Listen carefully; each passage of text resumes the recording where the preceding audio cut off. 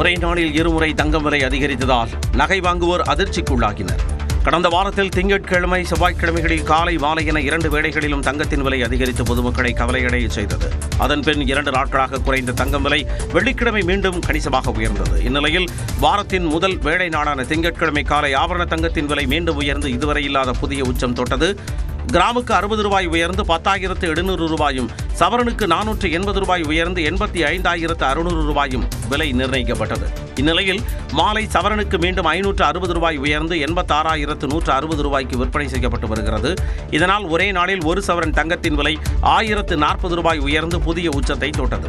இதேபோல வெள்ளி விலையும் கிராமுக்கு 1 ரூபாய் உயர்ந்தது. கிலோவுக்கு 1000 ரூபாய் உயர்ந்து 1 கிலோ 1,60,000 ரூபாய்க்கு விற்பனை செய்யப்படுகிறது. கடந்த 1ஆம் தேதி முதல் தங்கம் விலை கிராமுக்கு 480 ரூபாயும் சவரனுக்கு 3,840 ரூபாயும் உயர்ந்துள்ளது. திருப்பதி கோயிலில் நடைபெற்ற தங்க தேரோட்டத்தில் ஏராளமான பக்தர்கள் பங்கேற்று வழிபட்டனர். திருப்பதி ஏழுமலையான் கோயிலில் வருடாந்திர பிரம்மோற்சவம் நடைபெற்று வருகிறது. 6வது நாளான திங்கட்கிழமை மாலை தேரோட்டம் நடைபெற்றது. உற்சவர் மலையப்பசாமி ஸ்ரீதேவி பூதேவியுடன் கோயிலிலிருந்து புறப்பட்டு தங்கத்தேரில் எழுந்தருளினார். தொடர்ந்து உற்சவர்களுக்கு தீபதூப நைவேத்திய சமர்ப்பணம் செய்யப்பட்டது. அப்போது மாட வீதிகளில் காத்திருந்த பல்லாயிரக்கணக்கான பக்தர்கள் கற்பூர ஆரத்தி எடுத்து சாமியை வழிபட்டனர்.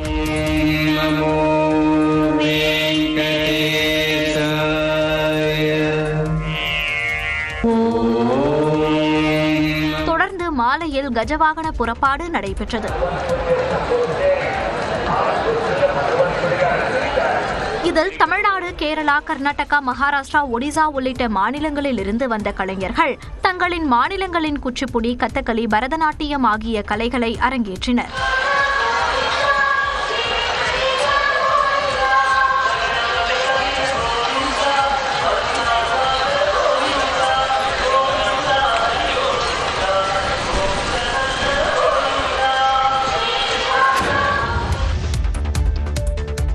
நீலாங்கரை வீட்டில் இருந்து பட்டினப்பாக்கம் வீட்டிற்கு சென்ற விஜய் முக்கிய ஆலோசனைகளுக்கு பிறகு மீண்டும் நீலாங்கரை வீட்டிற்கு திரும்பினார்.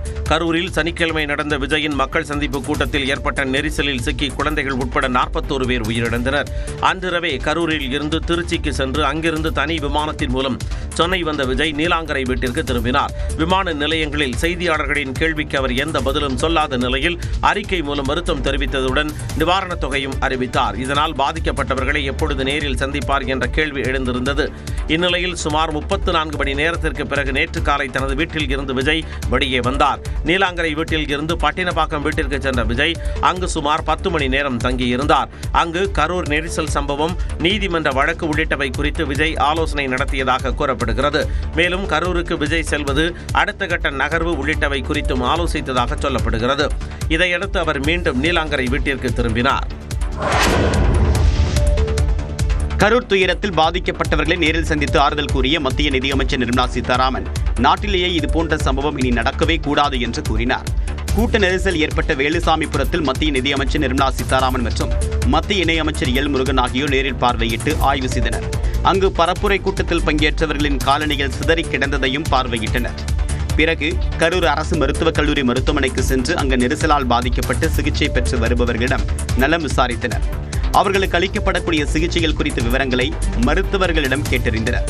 அதைத் தொடர்ந்து கூட்டு நெரிசலில் சிக்கி உயிரிழந்த 7 வயது சிறுவனான கிருத்திக்கின் குடும்பத்தினருக்கு மத்திய அமைச்சர்கள் ஆறுதல் தெரிவித்தனர். பிறகு செய்தியாளர்களை சந்தித்த நிர்மலா சீதாராமன், பாதிக்கப்பட்டவர்களுக்கு ஆறுதல் கூட கூற முடியவில்லை என்றார். பியூர்லி நம்ம நாட்டு மக்கள் ஒரு ஆர்வத்தோட ஒரு பப்ளிக் ஏரியாவுக்கு வரும்போது நடக்கக்கூடிய இந்த மாதிரி ஒரு சம்பவம், அதனால வரக்கூடிய நிகழ்வுகள், அதனால வரக்கூடிய குடும்பங்களுக்கு வரக்கூடிய கஷ்டங்கள், இதெல்லாம் தான் மனசை உருக்குது.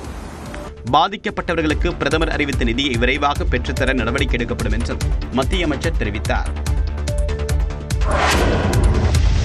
கரூர் கூட்ட நெரிசல் தொடர்பாக வதந்தி வீடியோக்களை பதிவிட்ட 3 கைது செய்யப்பட்டனர். கரூர் கூட்ட நெரிசல் தொடர்பாக சமூக வலைதளங்களில் பொது அமைதிக்கு பங்கம் விளைவிக்கக்கூடிய வகையில் வதந்தி பதிவுகளை பதிவிட்ட 25 பேர் மீது காவல்துறையினர் வழக்கு பதிவு செய்தனர். இந்நிலையில் வதந்தி பரப்பியதாக சென்னை பெரும்பாக்கத்தை சேர்ந்த சகாயம், தாவேகாவை சேர்ந்த மாங்காடு சிவனேசன், ஆவடியை சேர்ந்த சரத்குமார் ஆகியோரை காவல்துறையினர் கைது செய்தனர். இதனிடையே நெரிசலில் சிக்கி காயமடைந்த 110 பேரில் 51 பேர் பூரண குணமடைந்து வீடு திரும்பியுள்ளனர்.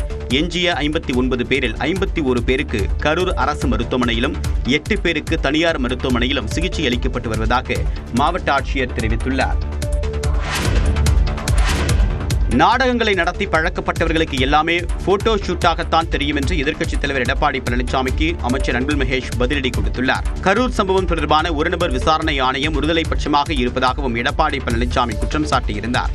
இதற்கு பதிலளித்திருக்கூடிய அமைச்சர் அன்பில் மகேஷ், தொலைக்காட்சியை பார்த்து ஆட்சி செய்தவர்கள் தற்போதைய முதலமைச்சர் நேரில் போகிறாரே என்ற இயலாமையில் பேசுவதாக தெரிவித்துள்ளார். கரூர் சம்பவத்திற்கு ஆணையத்தை அரசு அமைத்ததை ஐவாஷ் ஆணையம் என்னும் எடப்பாடி பழனிசாமி, நீதிபதி அருணா ஜெகதீசன் விசாரணை ஆணையத்தை தான் தூத்துக்குடி துப்பாக்கிச்சூடு நடந்த போது அமைத்ததாக அன்பில் மகேஷ் விமர்சித்துள்ளார். மேலும் ஜெயலலிதா மரணத்தை விசாரிப்பதற்காக அமைக்கப்பட்ட ஆறுமுகசாமி ஆணையமும் ஐவாஷ் தானா என்றும் கேள்வி எழுப்பியுள்ளார். RK நகர் இடைத்தேர்தலின் போது பொம்மையை வைத்து அரசியல் செய்த அதிமுகவினருக்கு எல்லாமே போட்டோ ஷூட்டாகத்தான் தெரியும் என்றும், பிணங்களை வைத்து அரசியல் செய்பவர்களுக்கு உண்மையான அக்கறை வெளிப்படாது என்றும் சாடியுள்ளார். ஜெயலலிதா சிறைக்கு சென்று பதவியை இழந்த போது பன்னீர்செல்வம் தலைமையில் புதிய அமைச்சரவை கண்ணீரோடு பதவியேற்றது. அப்போது அழுவது போல் நடித்தவரா என்று அழுகையை பற்றி பேசுவது என்று அன்பில் மகேஷ் கேள்வி எழுப்பியுள்ளார்.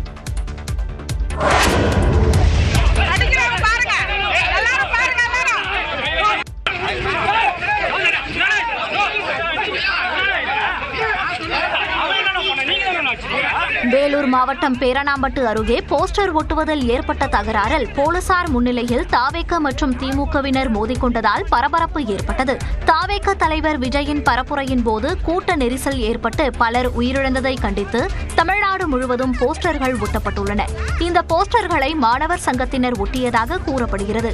இந்நிலையில் வேலூர் மாவட்டம் பங்களாமேடு பகுதியில் இந்த போஸ்டர்களை திமுகவினர் ஒட்டியதாக அங்கு வந்து தாவேகவினர் வாக்குவாதத்தில் ஈடுபட்டனர். அப்போது இரு தரப்புக்கும் இடையே கைகலப்பு ஏற்பட்டது.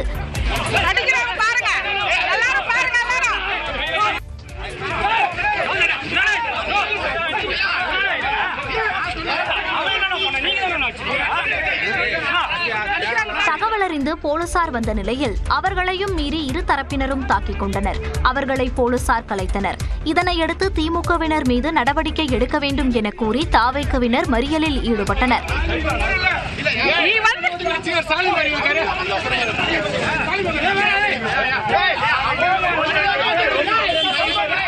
இதனிடையே கரூர் கூட்ட நெரிசலுக்கு விஜய்தான் காரணம் என்றும் அவரை கைது செய்ய வேண்டும் என்று கூறியும் சென்னை முழுவதும் போஸ்டர்கள் ஒட்டப்பட்டுள்ளன.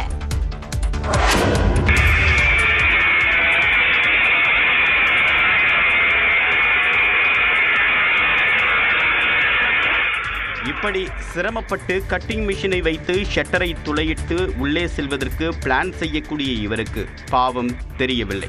இவரை வீட்டிலிருந்து ஒருவர் கண்காணித்துக் கொண்டிருக்கிறார் என்று திருவள்ளூர் மாவட்டம் தச்சூரில் ஆள் நடமாட்டம் இல்லாத இடத்தில் உள்ளது அரசு டாஸ்மாக் மதுபான கடை. கடையை மூடிவிட்டு வீட்டிற்கு சென்ற டாஸ்மாக் ஊழியர் சிவகுமார் சந்தேகத்தின் பேரில் தன்னுடைய செல்போனுடன் இணைக்கப்பட்டிருக்கூடிய டாஸ்மாக் கடையின் CCTV காட்சியை பார்த்தபோது மர்ம நபர் ஒருவர் இரும்பு ஷட்டர் கதவை கட்டிங் இயந்திரத்தால் துளையிடுவதை கண்டு அதிர்ச்சியடைந்துள்ளார். சுதாரித்துக் கொண்ட ஊழியர் சிவகுமார் இது குறித்து காவல்துறையிடம் தகவல் தெரிவித்துள்ளார். அங்கு விரைந்து சென்ற கவரப்பேட்டை காவல்துறையினர் திருட்டு சம்பவத்தில் ஈடுபட்டு வந்த வினோத் என்ற நபரை கைது செய்து விசாரணை மேற்கொண்டு வருகின்றனர். டாஸ்மாக் கடையிலேயே தீப்பொறி பறக்க இரும்பு ஷட்டரை கட்டிங் இயந்திரத்தால் துண்டிக்கக்கூடிய CCTV காட்சிகள் வெளியாகி பெரும் பரபரப்பை ஏற்படுத்தியுள்ளது. GST சீரமைப்புக்கு பிறகு மக்கள் செலுத்தும் வரி குறைந்துள்ளதாக பிரதமர் மோடி தெரிவித்துள்ளார். பாரதிய ஜனதா கட்சியின் புதிய மாநில அலுவலகம் டெல்லி தீனதயாள் உபாத்யா மார்க் பகுதியில் கட்டப்பட்டுள்ளது. இதை பிரதமர் நரேந்திர மோடி திறந்து வைத்தார்.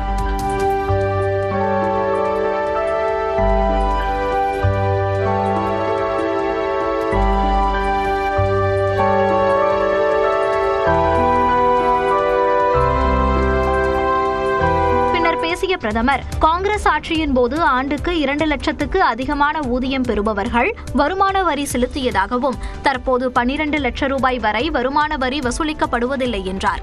இதேபோல காங்கிரஸ் ஆட்சியின் போது அன்றாட தேவைக்காக 1 லட்சம் ரூபாய் செலவு செய்தோர் 25,000 வரி செலுத்தியதாகவும் GST அமல்படுத்தப்பட்ட பிறகு அது வெகுவாக குறைந்துவிட்டதாகவும் தெரிவித்தார். தற்போது GST சீர்திருத்தம் அமல்படுத்தப்பட்ட நிலையில் ஒவ்வொரு குடும்பமும் ஆண்டுக்கு 20,000 ரூபாய் சேமிக்கும் நிலை ஏற்பட்டுள்ளதாகவும் பிரதமர் கூறினார். கோவை கார் குண்டுவெடிப்பில் தொடர்புடையவர்கள் என கைது செய்யப்பட்ட 2 பேருக்கு NIA சிறப்பு நீதிமன்றம் தலா 8 ஆண்டுகள் சிறை தண்டனை விதித்துள்ளது. தடை செய்யப்பட்ட அமைப்பான ISIS-இன் பயங்கரவாத சித்தாந்தத்தை தமிழ்நாடு, கேரளா உள்ளிட்ட தென்னிந்தியாவில் பரப்ப முயன்றதாக 2019ஆம் ஆண்டு கோவையைச் சேர்ந்த முகமது அசாருதீன் மற்றும் அவரது கூட்டாளிகள் 5 பேர் கைது செய்யப்பட்டனர். அதைத் தொடர்ந்து 2022ஆம் ஆண்டு கோவையில் நடந்த கார் குண்டு வெடிப்பில் தற்கொலை படையாக செயல்பட்ட ஜமீஷா முபீன் என்பவர் உயிரிழந்தார். தனது வழிகாட்டியான முகமது அசாருதீனை சிறையில் அடைத்ததற்கு பழிவாங்கும் நோக்கத்திலேயே இந்த தற்கொலை படை தாக்குதலை ஜமீஷா முபீன் நடத்தியதாக தெரிகிறது. மேலும் சிறையில் இருந்த முகமது அசாருதீனை இது தொடர்பாக பலமுறை ஜமீஷா சந்தித்ததாகவும் சொல்லப்பட்டது. இதையடுத்து கோவை கார் வெடிகுண்டு வெடிப்பிற்காக ஜமீஷா முபீனுக்கு பயிற்சி அளித்ததாக முகமது அசாருதீன் மற்றும் தாக்குதலுக்கு உதவியதாக ஷேக் ஹிதாயத்துல்லா மீது NIA குற்றப்பத்திரிகை தாக்கல் செய்தது.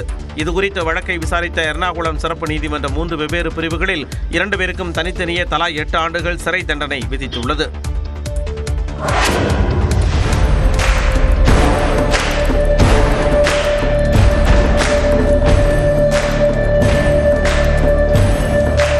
சிறுத்தையிடமிருந்து இளைஞர் நூலிழையில் உயிர் தப்பிய காட்சிகள்தான் இவை.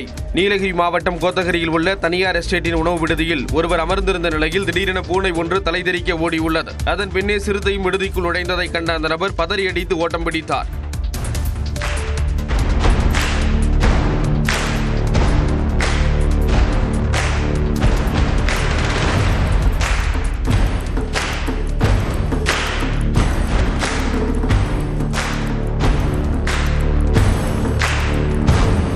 பூனையும் தப்பித்த நிலையில் சிறுத்தை எங்கிருந்து ஓடி மறைந்தது. இந்த சம்பவத்தின் CCTV காட்சி வெளியான நிலையில் சிறுத்தையை தேடும் பணியில் வனத்துறையினர் ஈடுபட்டுள்ளனர்.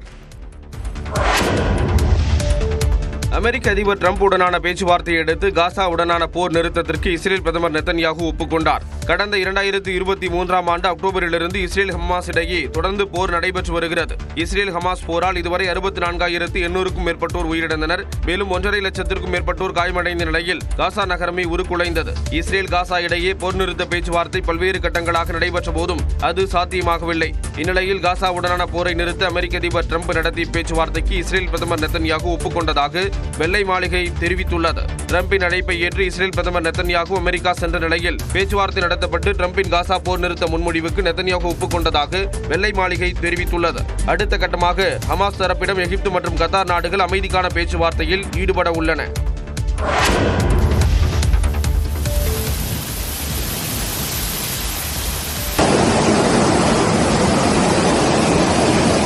ஸ்பெயினில் கொட்டி தீர்த்த கனமழையால் வெலன்சியா நகரமே தத்தளிக்கும் நிலைக்கு தள்ளப்பட்டது. ஸ்பெயினை தாக்கிய கேப்ரியல் புயல் காரணமாக வெலன்சியா நகரில் வரலாறு காணாத அளவில் கனமழை கொட்டி தீர்த்தது.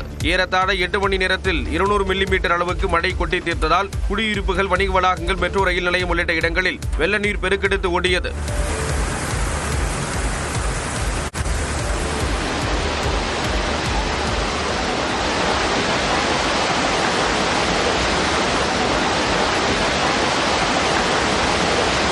கடந்த ஆண்டு தொடர் மழை மற்றும் நிலச்சரிவால் 200க்கும் மேற்பட்டோர் உயிரிழந்த நிலையில் மீண்டும் ஒரு புயலால் மக்கள் வரிதுவிப்புக்குள்ளாகியுள்ளனர்.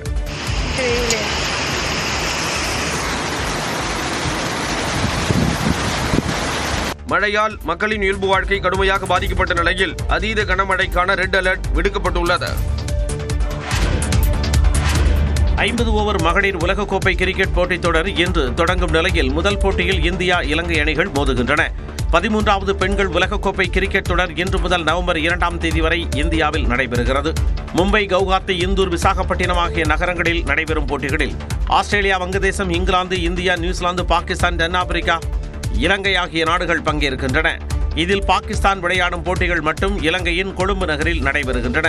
கவுஹாத்தியில் இன்று நடைபெறும் முதலாவது போட்டியில் இந்திய அணி இலங்கையை எதிர்கொள்கிறது. இதுவரை உலகக்கோப்பையை இந்தியா கைப்பற்றாத நிலையில் ஹர்மன்பிரீத் கவுர் தலைமையிலான இந்திய அணி வரலாற்றை திருத்தி எழுதும் என எதிர்பார்க்கப்படுகிறது. கோப்பையை கையில் ஏந்தும் அணிக்கு சுமார் 40 கோடி ரூபாய் பரிசுத் தொகை வழங்கப்படும். அண்மையில் இந்திய, ஆஸ்திரேலிய அணிகள் மோதிய போட்டி ரசிகர்களுக்கு விருந்தாக அமைந்தது.